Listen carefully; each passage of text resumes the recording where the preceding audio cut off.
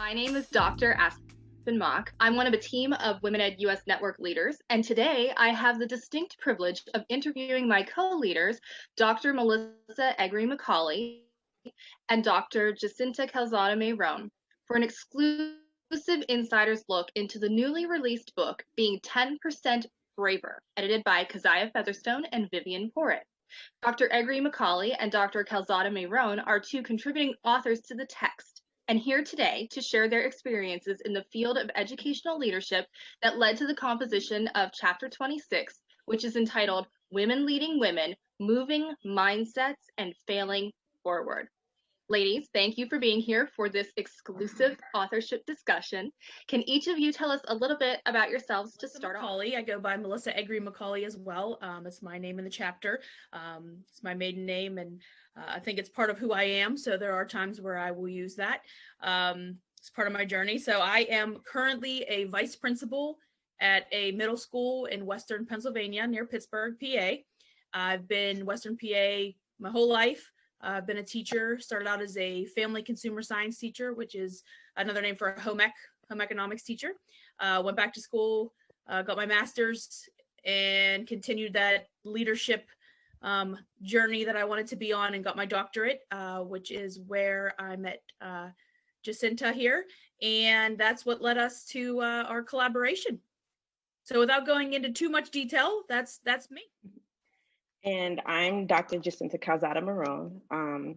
As Melissa mentioned, we met in our doctoral program at Drexel University. My journey begins as an alternate route special education teacher. I've been a special education teacher, I've been a general education teacher. I am currently a special education coordinator for a charter school in Washington, D.C. And I aspire for more. Thank you both so much for sharing your background information. I think that'll be a great amount of information for us to look even deeper into the chapter when we ask you these questions. So thank you for sharing. I had the opportunity to read chapter 26, and you brought up some very interesting research-based concepts that female educational leaders face on a daily basis. One of the statistics that's really powerful and stunning when you look at it is where you write that although 75% of the classroom teachers in the workforce are female, that it's so difficult for women to ascend to leadership positions, that these leadership positions are largely, again, 75% dominated by males. What are some of the main factors driving the lack of female representation in educational leadership Truly, roles? I think a big part of it is the stigma that women are not possibly good leaders. Maybe if they're mothers, that they need to balance that, and being a leader and being a principal, assistant superintendent, anything that we have here in the U.S. as a leadership role can be very detrimental to trying to balance both. And I think women fear that they can't do that, and it would be frowned upon. It's already frowned upon that sometimes women work while they're mothers, let alone aspire to be more and do more that requires them to be out of the house even more. So I think that stigma of, a female may not be a good leader. It's possible that, if they're a mother as well, that, that really plays a role into their fear of going into that. They think they're not capable of it. They think they can't handle it. I think it's something that we need to squash. And I think that we're doing a good job in trying to accomplish that, but we still have a ways to go. With 75% of the population and teachers are women, you have to wonder, there's women everywhere in education. Why are they not aspiring to be more? So I really think, based on the research that I've done and I've read from my colleagues, that is the number one reason. And of course, Jacinta can add to that. No, I absolutely agree. Even now, I'm fairly a new mother. I have a 2-year-old and a 2-month-old. And just being in quarantine with my toddler while pregnant was difficult. And I can see why, if women don't have the support that they need, why they don't ascend into those leadership roles. Because it's difficult to manage both your household and run corporations, run schools.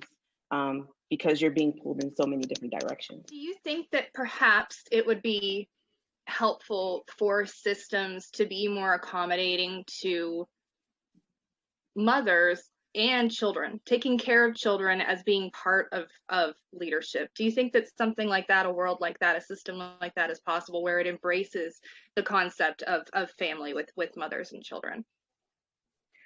I most certainly do. I'm actually writing a article now for Women Ed for their innovation journal. And in my research, I found that the UK actually promotes, what do they call it? It's called flexible working. And so I think that's so important. And traditionally in the United States, flexible working is not a thing. You don't see part-time teachers, you don't see part-time supervisors or assistant principals or principals. It's just, you go to work from 7:30 to whenever your school closes, and even beyond that time. And it's a part of your life. There is no work-life balance. It's more work than balance, so to speak. And I really like the concept that the UK Department of Education actually is looking into this, because if they're able to do it, why can't we do it here in the United States? And I think one thing that COVID has done, while very unfortunate for our country, especially with all of the deaths and people who are sick, it's brought attention to our educational field and what we are capable of doing. And in the past, it's not something that we've ever even really looked into, because we've gone about that traditional mindset of school should be in school.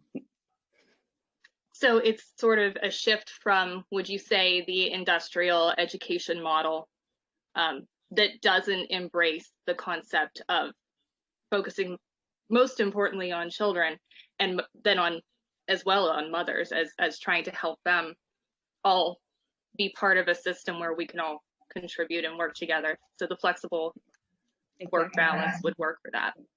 Mm-hmm. In your chapter, you talk about mentorship quite a bit. And Melissa, with your experiences with mentorship, that seems to be the standout in the chapter. Why do you think that mentorship is so imperative for leadership development? What qualities should a strong mentor have to support more burgeoning female educational leaders? Honestly, and I speak about this in my chapter, I didn't really have that. I didn't have the women who kept supporting me and telling me, you need to go after this, you can do this, you're capable of this. I really had to find it in myself. And again, I actually, when I went for my master's, I planned on going for administration and was, how do I say this correctly?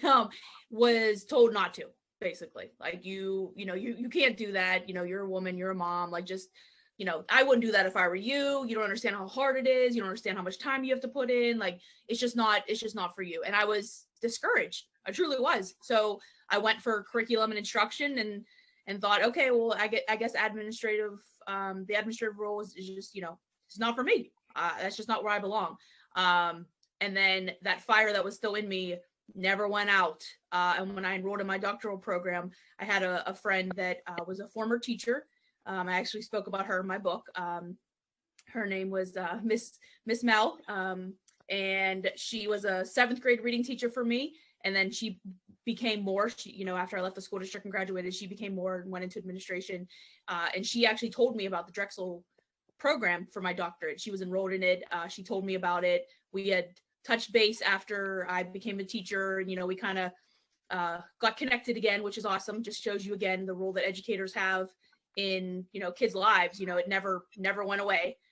So she pushed me into doing this and really has been someone that has supported me as I got older. I wish I would have had that connection a lot earlier. I think I would have been in administration a lot longer, further back in my career, not so late. But in all honesty, I mean, that was huge for me. Having that female that told me that I can do this. Especially was someone I knew. It was a woman that I admired. I loved her personality and the way her leadership approach. It was something that I truly aspired to be, and having her believe in me, it just took one person to really show me that I can do it and I'm capable of it. So I think the mentorship, having those women that are doing it, they're doing what you want to do, and you see them succeeding and being professional, and and they talk about real life, and they have that connection with you, is honestly invaluable. It really is. So I think that that's something that Women Ed US is really trying to work toward. And, you know, we speak about it in the book, and obviously they are doing that in the UK, but it's something we need in the US. Absolutely. Something we're doing right here, right now. You both have very extensive resumes in terms of leadership. Do either of you, as a follow-up question to that, now see yourselves as a mentor? And what are some of the things that you see happening if you are feeling like you are a mentor? What are the challenges or the things that you're facing with somebody that you would have as a mentee? I have considered myself a mentor to other women, specifically women, but being a person of color, I've also been a mentor to men of color. Really close teacher of mine, he was my co-teacher.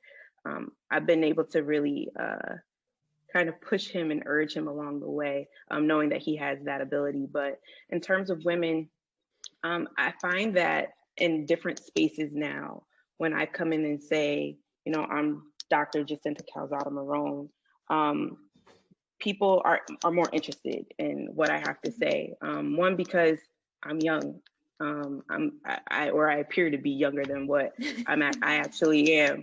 And I think I am younger in my career as well, considering that I went alternate route, and I didn't start teaching until later on. When most people start teaching at 22, I was teaching at 26 as a first year teacher. So just my story alone, I think really intrigues people. And so when I begin to tell them my story, you know, they're like, wow, I can do this too. There's so many women that I've come across in the different positions that I've had that have gone on to go get their doctorates as well, or either start a program towards a doctoral degree. And it feels really good to know that I've encouraged other women and other people to go ahead and, you know that they can do it too, that it's not a limiting process at all.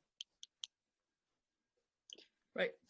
So when we get to the point of female leadership happening, as you two are exemplifying, what does the concept of celebration look like for female leaders? How do you celebrate? I think you know, offering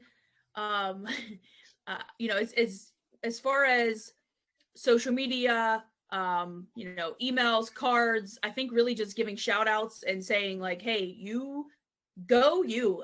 I mean, there are a lot of people on Twitter that I have never met in my entire lives, that are nowhere near me, that I have that connection with, because I'm genuinely proud of them. Like when I see a female aspire to be more and do more, get her doctorate, get accepted into a program, achieve a role that she, you know, went for, and that really goes back to, you know, being 10% braver.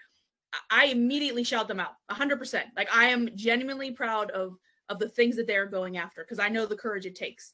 You know, even without walking in their shoes, I can relate to some of the things that I'm sure they've experienced. You know, I think that really just patting them on the back and like giving them a shout out goes a long way. And even speaking for myself, you know, when I put something on there that I'm going after and I do something on social media, I think congratulations, and, you know, just knowing that people wish you well and that positivity, it just makes you feel better, and it, you know, makes you appreciate what you went after and how proud of yourself that you are. So I think that, you know, celebration can be many different ways.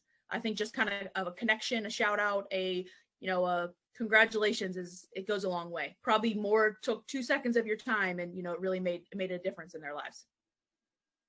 I agree. I even think showing up is a way to celebrate. You know, defending your doctoral degree is nerve-wracking. I mean, at least it was for me, because, you know, public speaking, as I mentioned before, it's just not my forte. But my school psychologist, she was hired not as a full school psychologist, but almost like an internship, so to speak. And she got her doctoral degree while working with me. She finished, she defended, and I showed up. And I think showing up is really important, because it shows that you actually care, that they went and they did this, and that they earned this, and it's supportive. Now, Jacinta, you talk a lot about your experiences in the chapter with the queen bee phenomenon. And Melissa, you may have some experiences with this too, but Jacinta, I'd like to start with you so you can explain and elaborate on that a little bit more. Sure. I actually didn't understand what I was going through at the time. I didn't become aware of the queen bee phenomenon again until we were going through our dissertation processes and working with each other, reading each other's work. And that was including Melissa and two other women that were in our cohort.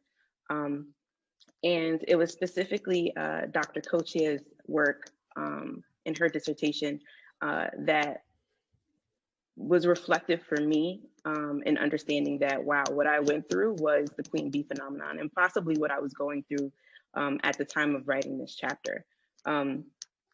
So in my career, and I share in the book that, I've been told that I have a bravado, and I've been told that, oh, you won't get that leadership position because of, boundaries that I've put in place.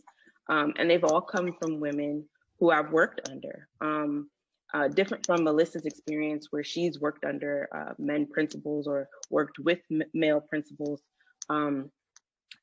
I didn't have that experience. The majority of the leaders I saw were women. They were white women.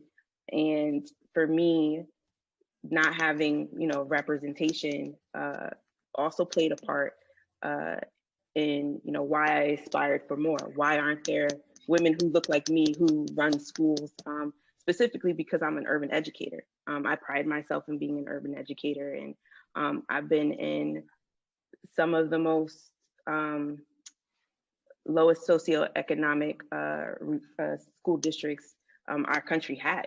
And so when, going to a principal and asking them, hey, can you sign off on me, being able to do this master's program, and they tell me, well, are you coming for my job? Absolutely not. Especially because I never really aspired to be a principal, even though I'm now in the principal certification track. I've always been special ed. I've always loved special ed. And what I saw was a lack of special ed leadership. And that's been in most schools and districts that I've been in. So by no means was I aspiring to take the positions of the women who led the schools that, I worked in. So I realized that it was a queen bee phenomenon. Like, they wanted to remain that queen bee. And, although I aspire for so much, and, like you said, Aspen, my resume is extensive. It's not someone who has a bravado. It's not someone who's trying to steal your position. It's someone who just sees more in themselves.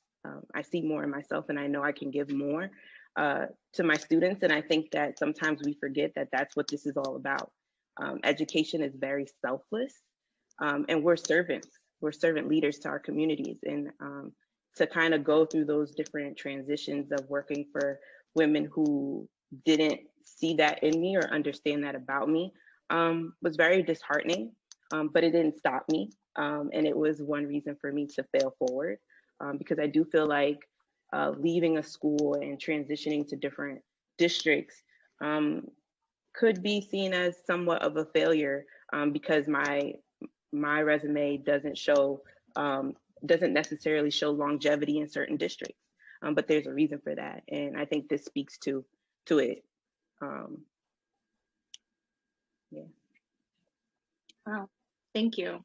Melissa, was your experience a little bit different, I imagine, in that? Did you experience anything where it was difficult, maybe even though you weren't working with, other women, necessarily a queen bee phenomenon? Was there some sort of barrier to you ascending to a higher level because there was maybe a discontent or a fear of your credentials? Absolutely. I think that's what makes this chapter in our collaboration what it is, because we did experience different things. It was mostly men. There are not a lot of female leaders in my my realm right now, and haven't been for the last 10, 15 years of my education. So the experience that I had was mostly, it's a boys club. It's, it's men. It's really hard to, I say infiltrate, but it's really hard to be a part of them, and have that aspiration to do more and be more when you don't see it, and Jacinta kind of said the same thing. If I don't see that female role, that female leader showing me that I'm capable of it in my own, in my own system, my own organization, it's harder for me to achieve that and want to go after that and think that it's possible for me. So I think it was difficult, but luckily for me, there were men in my organization that did believe in me and saw that leadership in me. Once I presented it and once I told them that confidence that I had, that I wanted to be more and do more, I think they agreed and saw it and supported me. So while I didn't have, the female leader to help me, and I didn't have, the queen bee where there were women that were, kind of not supportive of me at all, I did have that barricade of men that, that it's hard to break into that. But luckily I did have experienced some leaders in my last couple of years here that have been very supportive and accepting and know what I want and where I'm going, and after telling them, and they have been very supportive of that. So I'm appreciative of that. Thank you. So you had mentioned a term, and it's also part of your chapter title, called fail forward. So what does it mean to fail forward, and where did this term come from? Is it a popular term? Is it a colloquial term? Is it research-based? Fail forward, I believe, is a popular term. I'm very interactive on social media, and it's a concept that I saw just scrolling through, but it sparked something in me, especially in relation to this chapter and writing about moving mindsets and just shifting your mental model, and understanding that, even though you've had a setback, that's not the end all be all. So failing forward is knowing that that setback shouldn't stop you, but encourage you to learn from whatever that failure was, and know that you can move forward and achieve whatever it is that you're trying to achieve. Absolutely. And, jumping here too, I think, a lot of times we think setbacks are the universe telling us, regardless of maybe your faith, maybe your, what you believe in, karma, whatever spiritual thing you believe in. I think we sometimes think that means that wasn't the route for us, and maybe we don't belong, and maybe, we're wrong, and we shouldn't go for the things that we aspire to be because we didn't get that role, or, we didn't get that interview, or we didn't get that position. So we kind of think that means our brain's trying to reason that, okay, maybe that's not where I belong, and I need to back down. I need to go back to where I was. And our chapter is really about saying, like, no, that's not what that means at all. It means, you learn something from it, and I, as a mother, I also try to incorporate this in my kids that, it's there to teach you something, that just meant that wasn't for you right now, or that wasn't the position in that school district right now. There's been times where, I have interviewed for other positions and I maybe didn't get them. And I thought that was, okay, maybe I shouldn't be a leader. Maybe I'm not supposed to be a principal, but because of this concept of failing forward, I really knew that that's wrong. That's just my brain trying to reason and trying to, back me down to fear. And fear's taking over, and I'm not going to let it. So I knew that just wasn't the path for me at that exact moment. And I was destined for other things, and really took it as a, what can I learn from this? How can I grow? How can I do better next time? Or, what did this teach me? What lesson did this teach me? And that's really what failing forward is, just continuing to get back up, brush yourself off, learn something from the quote failure, learn something from it, that it just didn't happen the way it was supposed to be, and move on, brush it off and move on. So I think that's really what that concept is of, a hurdle, pick yourself back up. If you've any heard of these euphemisms, you're get back on the horse, all those are I think fail forward is just a new concept of the same thing, that, you can learn from your experiences and become a stronger, better person. So I think that that's a really good concept that hopefully people realize. Also, the concept of being afraid of failure or the fear of failure. It seems like it's such this deeply ingrained, almost archetypal notion in leadership, specifically in educational leadership. Maybe aside from not getting a job that somebody interviewed for, what is it in educational leadership that people are so afraid of failing at? Like, what is the image of that? And how can being 10% braver help leaders overcome that notion? The issue of failure is, one, we're women. Two, we most likely, by the time we become leaders, we have children. So we're juggling more than just a schoolhouse of children. We're juggling our at-home lives, our children, our husbands, probably our parents at some point. So I think that for women, the idea of possible failure is the fact that they know that they're juggling so much. And at some point, a lack of support and encouragement can make women feel like failures, especially within, our field as educators. Even someone like myself, again, as a special education coordinator leading the special education department of a school, this past 10, 11 months was very difficult for me. Leading from home, leading while juggling a toddler and being pregnant was difficult. Even I can discuss my principal. She is a first-year principal. She was an assistant principal last year, but she's the first-year principal in the middle of a pandemic, and she herself is juggling 2 toddlers at the moment. So she was very apprehensive about what she was able to do as a leader of a school and being the new face of a leader at this school. So, there's so many things that, can attribute to the idea of failure.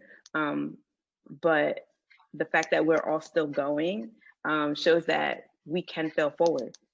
Each one of us is still going. Every single educator that stayed in the field during this failed forward. I failed forward, just being, a pregnant mom at home, leading my special education department, my principal, leading her school from home as a first-year principal. Melissa, she started in her first year as an assistant principal, and COVID hit in March, and she failed forward. And I think that when we start to think about it that way, when we shift our mental models that way and our mindsets that way, we begin to understand that we all, even though it may have felt like failure at some points, we all learned from this, as Melissa discussed earlier, that we learned from our failures.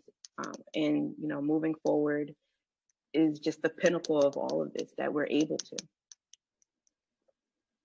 And I think that, it really to answer your question about being 10% braver.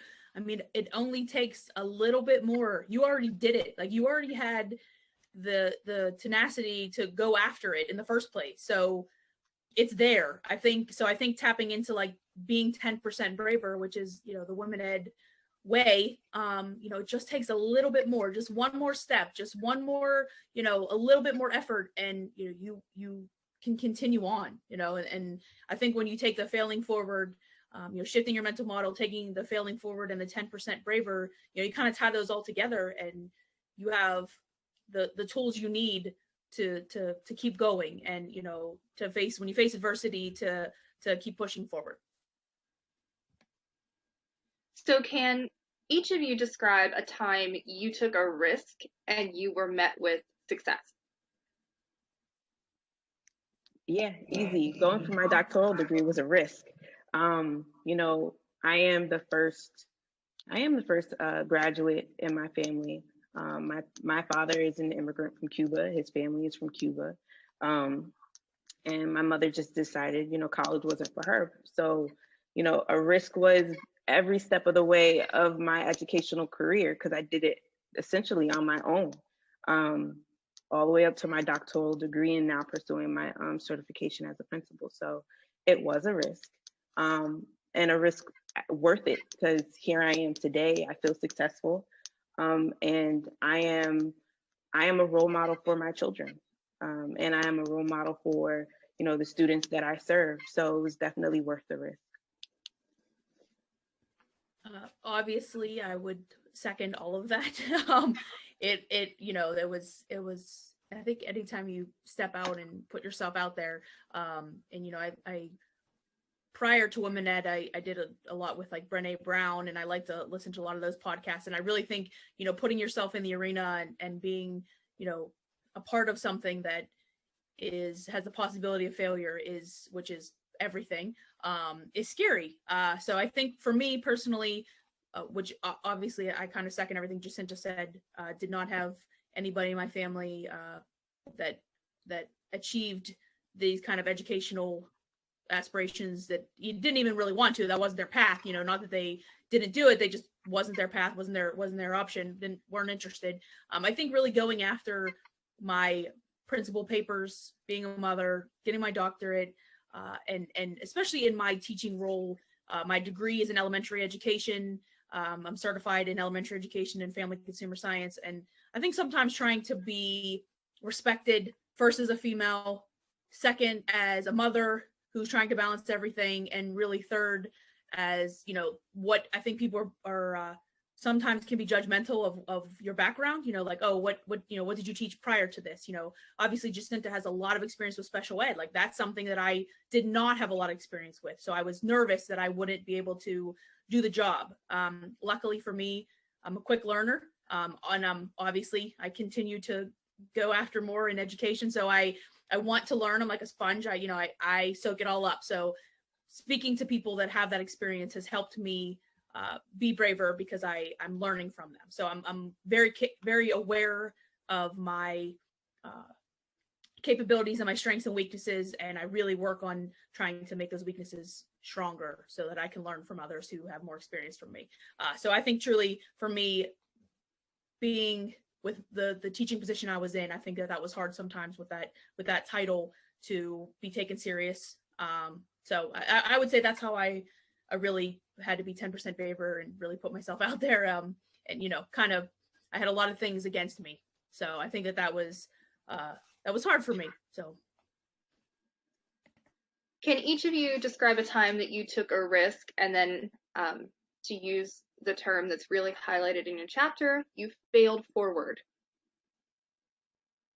It didn't work out the way you thought, but you failed. So after I got my principal papers, I graduated in June of 2019 with our doctorate. And there was a vice principal position that I applied for. Again, didn't have any administrative experience, was really unsure, as I mentioned, especially because while I have my degree in elementary education, I was not a K-5 teacher. I was a 6 to 8 family consumer science teacher. So I think that sometimes there's a stigma that, maybe I didn't know enough about it or whatnot. So I was afraid of that. So I went in for the interview, did the best I could, studied up on everything that I needed to study up on, and I did not make it to the next round. And again, that kind of goes back to feeling discouraged and, okay, maybe that's not what I'm meant to be, and maybe I won't ever be taken serious, and maybe this isn't the route for me. And so I think that was where it really knocked me down. And that was probably, to give a concrete example, I did not get that job. I did not make it to the next round, even though I had every credential, I had my doctorate, I had all of these things, I still didn't get it. So I had to be 10% braver and fail forward here and kind of move forward onto the next role, in which I did apply. I had to wait for a next opening, and which is what my current position is right now. And probably about 2 months after I did not get that job, this one opened up, and here I am, and I couldn't be happier. So again, sometimes failing forward just really means, learning and not letting it set you back. I got some feedback from my interview, some positives, some critiques, and really worked harder next time. Well, thank you both so much for sharing your time and expertise today.